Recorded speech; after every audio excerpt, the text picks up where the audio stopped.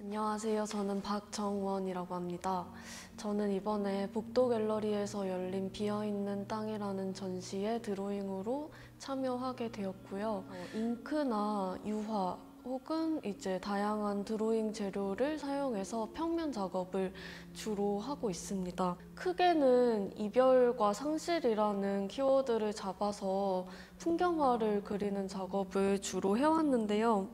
제가 이 두 가지 키워드를 저희 가장 큰 주제로 잡게 된 이유는 어떤 사람이든 어떤 상황에서든 항상 이별과 상실을 경험하면서 살아가고 있잖아요. 그래서 우리를 둘러싸고 있는 공간은 계속해서 여러 가지 이유로 사람을 잃어버리고 또 사람을 떠내보내는 거를 반복하고 있다고 느꼈어요. 폭력이나 차별 같은 이유가 될 수도 있고 혹은 구조적인 이유가 될 수도 있고 아니면 단순히 시간의 흐름이 될 수도 있는데, 그래서 그런 이별과 상실로부터 발생하는 슬픔을 어떻게 하면 잘 삼켜낼 수 있을까가 제 개인을 괴롭히는 가장 큰 어떤 감정이었던 것 같아요. 사라진 대상 혹은 사라져가고 있는 것에 대해서 그림을 그릴 때 그림을 그리는 시간 자체를 기억하고 기록하고 마음에 담아두는 행위로 온전하게 가지고 가려는 게 저희 첫 번째 중요한 지점이고, 그리고 두 번째는 그림이 가상의 의식 같은 행위라고 생각을 하는데 4절에서 2절 정도 되는 크기의 도화지를 손톱만한 작은 이미지로 작게 채워가듯이 그림을 그려요.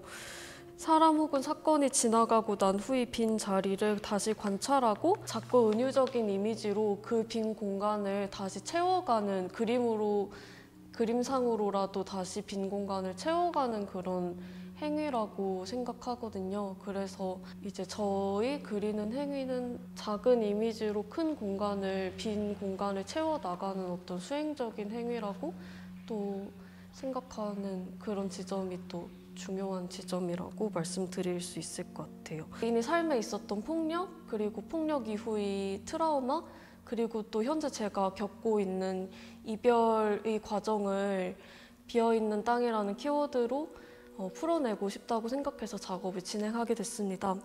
제가 비어있는 땅이라는 키워드에 대해서 적은 작가 노트가 있는데요. 그 작가 노트 내용으로 대답을 한번 대신 해보겠습니다. 비어버린 땅에 관한 노트. 그 폭력이 일어난 후 나는 근 몇 년간 나의 삶이 또 나의 존재 자체가 비어가고 있다고 느꼈다. 그 폭력이 일어난 이후 나는 매일 뉴스를 보고 신문을 읽으며 내 존재가 훼손당하고 있음을 느낀다. 아무리 많은 사람들을 만나 밤을 새서 이야기를 나누어도 그 장소에 내가 존재하고 있다는 생각이 들지 않는다. 여기에 폭력이 있었다고 외쳤던 나의 목소리가 점점 작아지다 결국 나오지 않게 되고, 눈물을 흘리며 수없이 마음에 겹쳐 적었던 문장들이 점점 가벼워지다 허공으로 흩어진다.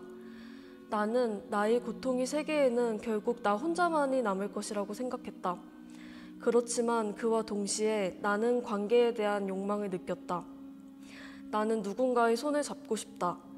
타인을 완벽하게 이해하지는 못하더라도 서로의 마음이 닿는 찰나의 순간을 가지고 싶다. 그 찰나를 이어붙여가며 결국 살아가고 싶다. 아름다운 장면들로 빈 마음을 채우고 싶다. 나는 세상에서 홀로 떨어져 나왔지만 다시 세상과 가까워지고 싶은 걸지도 모른다. 드로잉과 텍스트가 이렇게 하나씩 병치하는 식의 그림 읽기 시리즈를 냈는데요.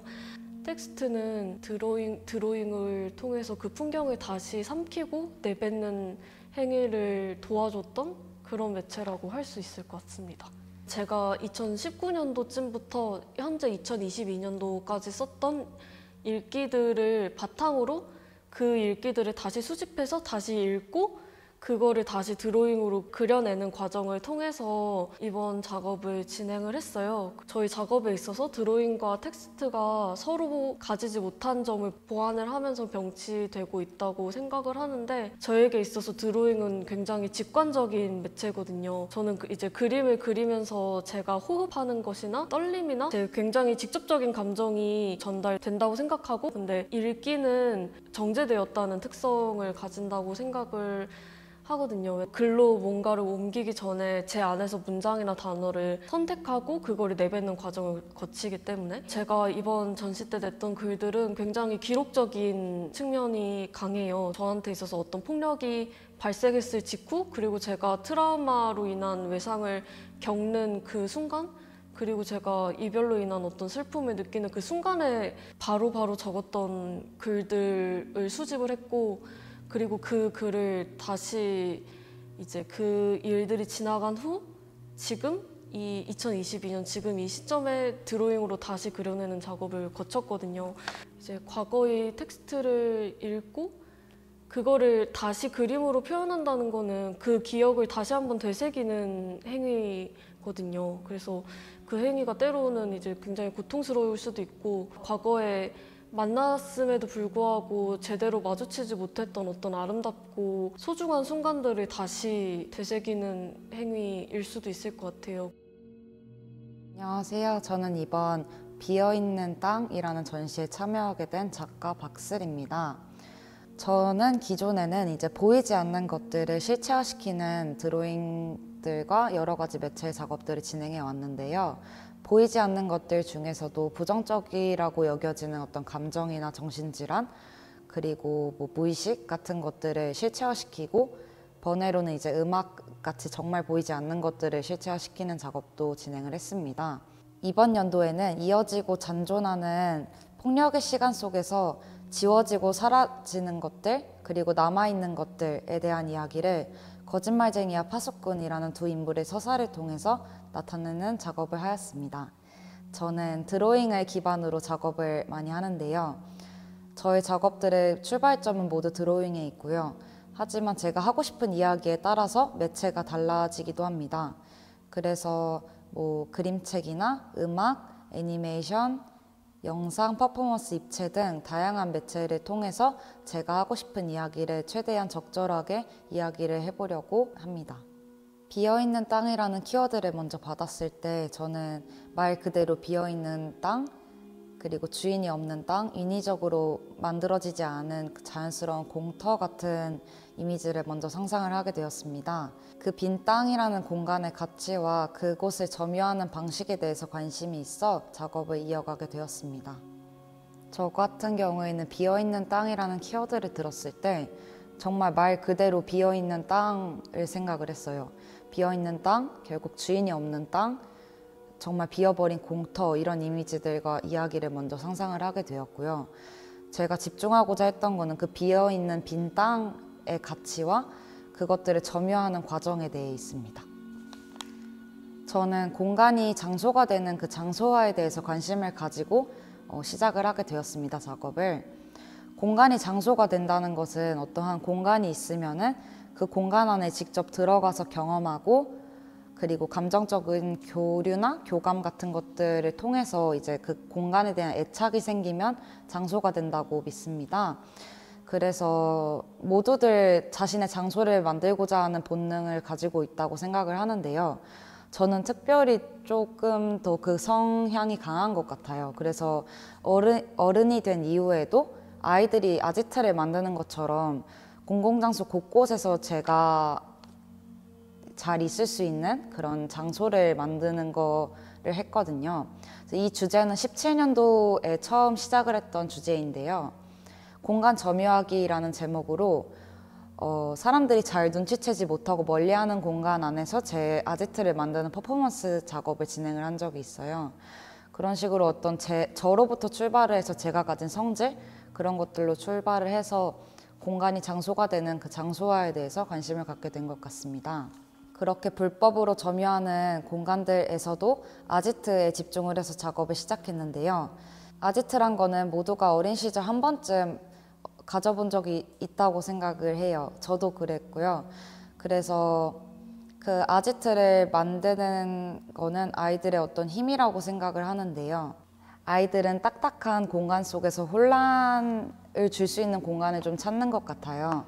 딱딱한 공간이라고 하면은 정말 누군가가 만들어낸 공간들 있잖아요. 뭐 도심이라던가 건물, 뭐 그런 길가, 그런 것들 안에서도 어떤 자유의 여지를 줄 수 있는 비어있는 땅을 아이들은 찾게 되는 것 같아요. 그 아이들은 그런 비어있는 땅들을 점유를 하면서 자신들만의 매끄러운 길을 만든다고 느꼈습니다. 그 매끄러운 길이라는 거는 예를 들어서 원래 정해진 길이 아니라 지름길을 만드는 것처럼 새로운 방식을 통해서 어떤 공간이나 그런 장소들에 이제 의미를 부여하고 재창조시켜내는 그런 힘을 가지고 있다고 믿어요, 아이들이. 저는 이번 작업 중에서는 보금자리나 찜, 아지트 이런 작업들이 그런 아이들이 느끼는 감정이나 그 아이들의 보금자리라고 설명이 되어지는 아지트들을 좀 드러내려고 한 것 같아요. 그리고 또 나날의 방이라는 드로잉 시리즈에서는 감정에 따라서 이제 그 장소, 공간이 이제 형태를 변화하는 드로잉 시리즈인데요. 그만큼 어떤 감정과 장소가 굉장히 밀접하게 연결이 되어 있다고 생각을 합니다. 그래서 그 아지트에서 느끼는 어떤 그 감정들과 경험들을 좀 상기를 시켜보고 싶어서 작업을 했는데요. 저 또한 작업을 하면서 그런 어릴 때 느꼈었던 즐거움과 비밀스러움, 그런 감정들을 스스로 상기를 시키면서 제가 가장 편해하고 자유롭게 상상을 펼칠 수 있는 드로잉이라는 매체를 통해서 가볍고 즐거운 마음으로 작업에 임하게 되었습니다. 최근에 들어서 제가 생각한 거는 어른이 될수록 그렇게 공간을 찾아내는, 그리고 그것들을 장소화시키는 경향이 되게 줄어든다고 생각을 했어요. 그 이유가 뭘까 생각을 해봤었는데, 아마도 커가면서 불법으로 점유한 공간은 언젠가 발각되고 침범되고 파괴당한다는 거를 알기 때문인 것 같아요. 그래서 제가 공간 점유 매뉴얼에도 적어 놨듯이 어떤 장소에 큰 애착과 미련을 두지 말라, 그리고 여러 가지 장소를 동시에 만들어라 라는 이야기가 있었는데요. 동시에 그러면서도 불구하고 이제 그 장소 안에서만큼은 행복하고 편안함을 느끼면서 즐겨라 라는 말도 했습니다. 이게 제가 이번 전시에서 얘기하고 싶었던 이야기인 것 같은데요. 이야기가 있는 드로잉들을 엮어서 만든 책 별이라는 작업에서는 사람들이 누구나 각자가 품고 살아가는 어떤 장소, 아지트 같은 공간이 있었으면 좋겠다라는 마음으로 이야기를 만들었어요. 그 이야기는 이제 저희가 원래는 갈 수 없는 별이라는 공간이 감정적으로 지친 날 찾아와서 그 공간에 가게 되어서 그 공간이 이제 장소가 되고 아지트가 되어요. 그래서 별에서 내려왔는데도 그 별은 아직 그 사람 마음 안에서 간직되고 있는 이야기를 담고 있습니다. 앞으로는 아지트라는 주제에서 나아가서 불법으로 점유하고 있는 공간의 형태와 그 방식을 조금 더 리서치하여서 작업으로 이어나가고 싶은데요. 이번 전시에서는 관찰 드로잉이나 공간 점유 매뉴얼이 그러한 작업의 시작점이 될 수 있을 거라고 생각합니다. 안녕하세요. 저는 회화 매체를 중심으로 작업을 하고 있는 노예주입니다. 제가 본격적으로 작업을 시작하게 된 계기는요, 동물권 활동에 참여하면서부터였는데요. 동물권 활동과 관련해서 기록 활동가로서 그림을 그리거나 제가 활동했던 경험을 바탕으로 그림으로 풀어내는 식으로 시작을 했었습니다. 그리고 그 이후에 다양한 연대 활동으로 활동 범위를 넓혀가면서 그림의 주제도 확장이 되었습니다. 이번 전시의 경우에는 새들을 그렸기 때문에 동물권과 관련된 전시라고 생각하기 쉬운데요. 땅과 소유에 관한 문제는 서로 연결되어 있다고 생각하기 때문에 그동안 제가 연대해왔던 다양한 활동들을 총체적으로 이야기하는 전시라고도 볼 수 있을 것 같습니다. 저는 이 키워드를 처음 들었을 때 땅이라는 것이 비어있을 수 있을까라는 생각을 하게 됐었는데요. 요즘 시대에 저희가 딛는 모든 땅은 소유주가 있잖아요. 그리고 그 소유주들은 소유했다는 이유만으로 그 땅에서 삶을 꾸려온 존재들을 언제든지 추방할 수 있고요. 그렇게 벌목이나 강제철거와 같은 폭력이 용인되고는 합니다. 하지만 저는 그 공간에 사는 존재들을 만남으로써 결코 소유로 환원될 수 없는 가치들을 이야기할 수 있다고 생각하는데요. 이런 만남이 소유주의 이름으로 가득 찬 땅 위에서 비어있는 땅을 찾아내는 일이라고 생각합니다. 이번 작업에서 저는 탐조를 직접 하면서 만난 새들을 그렸는데요. 탐조를 하면서 제가 새들을 만났을 때 그 구체적인 존재를 확인하고 서로의 기척을 느끼면서 관계를 맺었다고 생각해요. 그리고 저는 그 땅에서 제가 만난 존재들을 한 명 한 명 서술하고 기억하는 것이 소유라는 이름으로 빼앗을 수 없는 가치들에 대해서 이야기하는 것이라고 생각합니다. 처음에는 새들의 이름만 적으려고 했었는데요. 그렇게 했을 때 제가 만났던 새들 한 명 한 명이 그 종의 이름과 만나면서 특정 종의 이미지로 대표되는 듯한 맥락이 생기더라고요. 그리고 구체적인 장소의 이름을 넣은 것은 제가 새를 만났던 공간이 인간의 공간과 완전히 동떨어진 자연의 공간이 아니라 저희와 다르지 않은 가까운 공간이며 저희의 문제가 연결되어 있다는 것을 이야기하고 싶었습니다.